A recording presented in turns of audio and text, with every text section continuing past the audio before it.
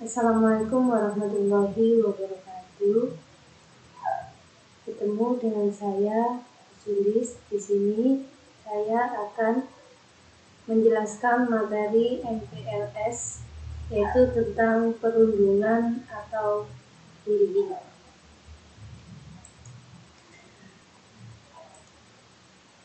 Di sini apa, gimana, dan kapan perundungan itu bisa terjadi. Salah satu rintangan yang mungkin menghadang adalah perilaku perundungan bullying. Pernahkah kamu mengalami perundungan, misalnya dikucilkan atau dihina teman? Setiap remaja menanggapi perundungan dengan cara yang berbeda. Ada yang tak terusik, namun ada juga yang terganggu. Ada yang menderita hingga mengalami depresi berkepanjangan. Bahkan ada yang kemudian bunuh diri. Ternyata 50% siswa pernah mengalami perundungan di sekolah. Oleh karena itu, mari kita sekarang belajar tentang apa sih perundungan itu, serta kapan dan di mana itu bisa terjadi. Seperti yang ada di tampilan, perundungan itu adalah perilaku tidak menyenangkan baik secara verbal, fisik, ataupun sosial di dunia nyata maupun di dunia maya, yang membuat seseorang merasa tidak nyaman, sakit hati, dan tertekan baik dilakukan oleh perorangan ataupun kelompok. Sedangkan bentuk-bentuk perundungan itu ada 3. Yang pertama itu verbal, yang kedua itu fisik, dan yang ketiga sosial. Dari segi verbal, itu contohnya seperti membentak, berteriak, memaki, bergosip, menghina, dan lain sebagainya. Sedangkan dalam bentuk fisik itu seperti menampar, mendorong, mencubit, menjambak, menendang, dan lain sebagainya. Dan dalam bentuk sosial seperti mengucilkan, membeda-bedakan, mendiamkan, dan lain-lain. Ayo coba, apakah kalian pernah melakukan hal seperti itu? Kalau kalian pernah melakukan hal seperti itu, berarti kalian sudah melakukan bentuk-bentuk perundungan. Perundungan di dunia maya, tidak hanya di dunia nyata, perundungan juga ada di dunia maya, yaitu contohnya seperti memperolok di media sosial. Kemudian ada pesan teror, ada menyebarkan kabar bohong, kemudian mengubah foto tidak semestinya, perang kata-kata dari dunia maya. Ayo, siapa yang sering di Facebook, barangkali media sosial sering perang kata-kata dari dunia maya, berarti kalian sudah termasuk perundungan. Bisa kalian baca sendiri selanjutnya ya. Kemudian di mana dan kapan saja sih terjadinya perundungan itu? Perundungan bisa terjadi di sekolah, ya. Kemudian di rumah, di tempat-tempat anak berlatih olahraga, ekstrakurikuler dan lain sebagainya. Kemudian ada di tempat ibadah, di restoran pun bisa terjadi perundungan. Dan juga di dunia maya seperti media sosial dan pesan elektronik. Sedangkan apa sih dampak dari perundungan itu? Dari dampak akademis. Akademis ini berarti ada di pendidikan atau di lingkungan sekolah. Apa dampaknya kalau kalian melakukan perundungan? Yang pertama yaitu penurunan prestasi akademis. Kemudian ada penurunan tingkat kehadiran di sekolah, berkurangnya minat pada tugas dan kegiatan sekolah lainnya, sulit berkonsentrasi, bahkan drop out. Apa itu drop out? Yaitu keluar dari sekolah. Sedangkan dampak di lingkungan sosial itu ada merasa tidak percaya diri, punya sedikit sekali teman, kurang rasa humor, sering diejek, dan lain sebagainya. Dampak yang ketiga yaitu secara fisik. Ternyata perundungan itu bisa menyebabkan sakit berkelanjutan. Wow. Kemudian keluhan pusing, sakit perut, gagap berbicara, sulit tidur, lemah, mual. Wah, kalau kalian sudah merasakan dampak-dampak seperti itu, berarti kalian sedang merasa dirundung. Kemudian yang dampak keempat yaitu emosi. Bagaimana emosinya? Pada anak-anak tertentu, perundungan yang dialami membuat menjadi agresif atau penuh kemarahan. Nah, ini berarti suasana hati yang berubah-ubah. Kemudian dia lebih sensitif, kemudian murung, mudah menangis, dan menyalahkan diri sendiri. Sedangkan berikutnya yaitu siapa sih pelaku, korban, dan respon terhadap perundungan? Mari kita simak. Coba kalian telaah di pertanyaan-pertanyaan yang ada di depan ini. Apakah kalian merasa menjadi seorang perundung? Kalau jawabannya banyak iya, berarti kalian adalah seorang perundung. Nanti bisa kalian isi sendiri di rumah pertanyaan-pertanyaan yang ada di sini. Jika kamu jawab ya untuk sebagian besar pertanyaan itu, mungkin saja kamu termasuk perundung.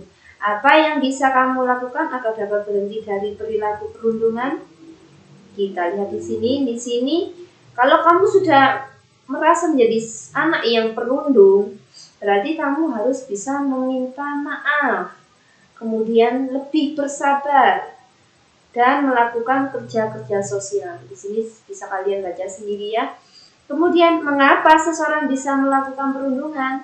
Yang pertama yaitu adanya dorongan kuat untuk menunjukkan kekuatan atau kekuasaan, ya.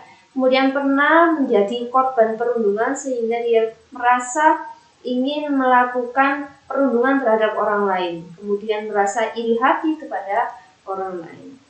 Kemudian siapa saja yang cenderung menjadi korban perundungan? Yang pertama yaitu anak yang dianggap berbeda oleh lingkungan sekitar. Nah, kalau di sekolah kalian ada anak yang mungkin sedikit berbeda atau penyandang disabilitas, atau mungkin dia itu orang tuanya tidak lengkap, jangan sampai kalian merundung teman-teman yang seperti itu. Ya, atau barangkali ada teman kalian yang kurang pintar sehingga kalian olok-olok, kalian mengolok itu juga sudah termasuk jenis perundungan, ya. Kemudian apa yang harus kamu lakukan jika mengalami perundungan?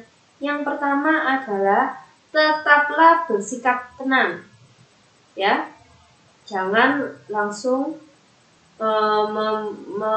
memakai emosi untuk membalas perundungan tersebut. Kemudian sembunyikan kemarahan kalian, berdiri tegak dan tanyakan permasalahan atau permintaan menolak secara sopan, dan segera menyingkir bila kamu dalam bahaya. Nah, jadi ini ya, kalian harus, kalau sudah merasa dirundung oleh teman kalian, kalian harus bisa bersikap tenang terutama. Kemudian berikutnya, respon anak dalam menghadapi perundungan, ya. Responnya jika kita sudah dirundung itu dia akan merasa marah, sakit hati, dendam pada pelaku kekerasan. Ya, apakah kalian pernah merasakan seperti itu? Nah, seperti ini contohnya, ya. Positifnya kalian harus belajar bela diri, musik, melukis, main gitar, dan lain-lain. Sedangkan negatifnya bisa lari ke narkoba, minuman keras, gawai di HP, online, game, pornografi, dan lain-lainnya.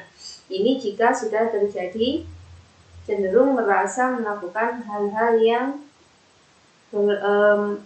bertujuan untuk melakukan perundungan. Nah, oleh karena itu kita harus jadi upstander. Apa itu upstander? Upstander adalah melakukan tindakan berempati ketika melihat perilaku perundungan untuk mengurangi derita korban perundungan. Contohnya apa? Hindari ikut menjadi perundung atau ikut menertawakan perilaku perundung. Jangan menonton perilaku perundung. Katakan pada perundung untuk menghentikan perilaku mereka dan sebagainya, ya. Oleh karena itu, mari kita stop perundungan. Ayo dukung teman yang mengalami perundungan dengan cara mendekati dan tanyakan kondisi temanmu, tawarkan apa yang dia butuhkan, tanyakan apa yang dapat kamu bantu, minta dia bercerita, dengarkan ceritanya supaya dia bisa lebih terbuka. Kemudian bagaimana melindungi diri dari perundungan? Yang terutama yaitu dekat dengan seluruh anggota keluarga dan terbuka dengan orang tua atau saudara lainnya tentang kejadian-kejadian di sekitarmu serta di dunia maya.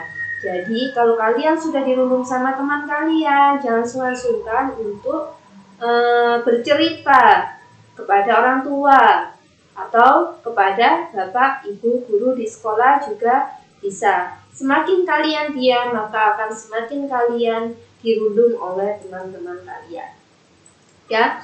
Kemudian perundungan itu ada sanksinya. Ya, bisa kalian lihat sendiri di sini nanti ada peraturan pemerintah yang memberikan sanksi kepada orang yang menjadi perundung, ya. Ada teguran lisan.